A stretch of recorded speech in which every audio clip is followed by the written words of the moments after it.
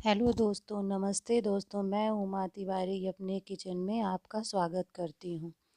आज बहुत कम समय में बहुत कम सामग्री में झटपट नारियल बर्फ़ी बनाते हैं। चलिए, इसकी कटिंग देख के ही पता चल रहा होगा कि ये बर्फ़ी कितनी परफेक्ट बनी हुई है, क्योंकि ये नाइफ़ में बिल्कुल चिपक नहीं रही है। इसकी कटिंग आसानी से हो रही है। हम नारियल बर्फ़ी ज़्यादातर स्क्वायर शेप में ही काटते हैं, क्योंकि नारियल वाले लड्डू तो गोल बनते हैं, पर बर्फ़ी ये स्क्वायर में ही बन रही है। देखिए कितनी बढ़िया शाइनिंग वाली, दानेदार और बहुत आसानी से टूट रही है। नारियल बर्फ़ी बहुत कम समय में बन के तैयार है। चलिए बनाते हैं। इसमें हम पिसा हुआ 2 कप नारियल लिए हैं। 1 कप अमूल पाउडर है या मिल्क पाउडर। घर में हमने ये शक्कर पीसी थी, वो शक्कर रखी हुई है। और इसमें हम लगभग 1 कप के लगभग घर की बनी हुई शुद्ध प्योर मलाई है। 8-10 5-6 इलायची के दाने, 8-10 पिस्ता के दाने हैं जो बारीक काटना पड़ता है। चलिए गैस का फ्लेम लो करके हम कढ़ाई को चढ़ाते हैं।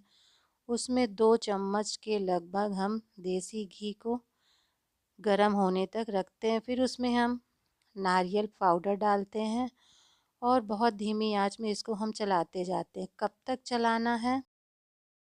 इसको भूंजना नहीं है। जब इसमें एक सोंधी खुशबू आने लगे, फिर मलाई डालते हैं। मलाई डालने से हल्का चिकना हो जाता है। फिर इसमें हम मिल्क पाउडर, दोनों को हम चलाते जाते हैं। और आँच ध्यान रखना, हमें आँच को धीमा ही करना है। अगर तेज़ करेंगे तो तली में लग जाता है। चलाते जा कम से कम 8-10 मिनट तक हम चलाते जाएंगे।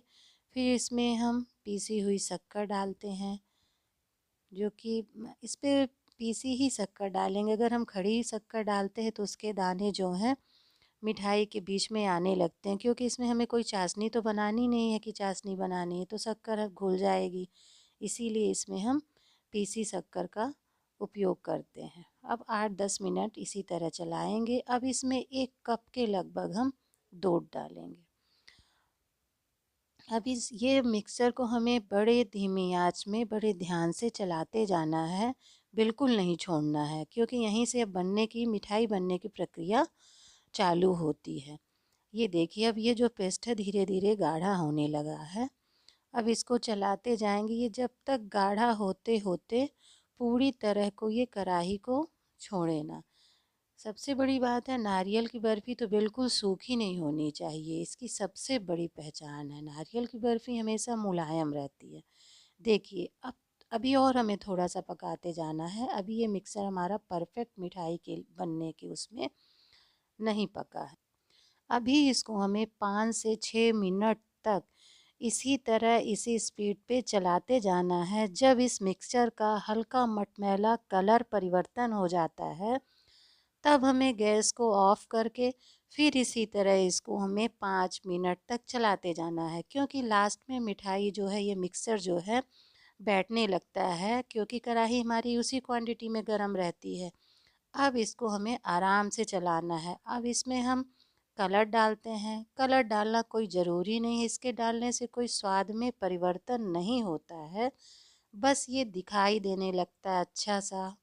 एक प्लेट लेंगे, उसमें पूरे मिक्सर को फैला देंगे।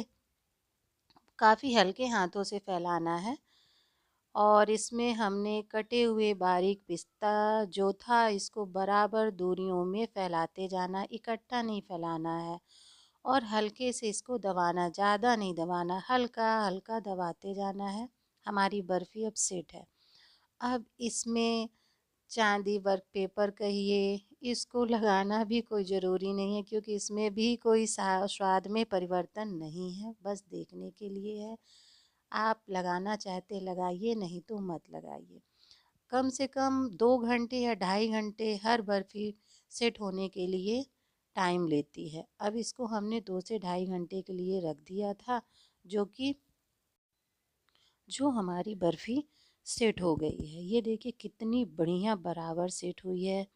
हल्की शाइनिंग वाली बर्फ़ी बनके तैयार। अब इसकी हम कटिंग करते ही बर्फ़ी तो बिल्कुल बची ही नहीं। मुझे बहुत मुश्किल से इस बर्फ़ी को बचाना पड़ा, जो कि एक-एक पीस करके सब एक-एक लेके गए। अब हम प्लेट पे निकाले और कुछ मिठाइयों को हमने डिब्बे में रख दिया। आप हमारे कुकिंग चैनल को लाइक और सब्सक्राइब करिए दोस्तों।